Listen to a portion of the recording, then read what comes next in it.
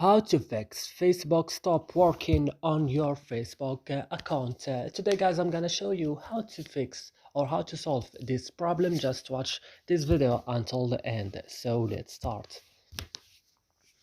First, you will just open your Facebook or your settings account option on your phone.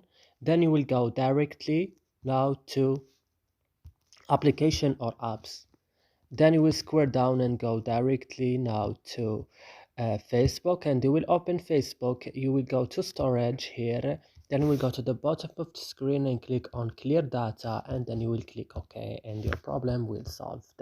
And that's it. I hope this video is useful for you. Don't forget to like, also to subscribe in our channel. See you in another video.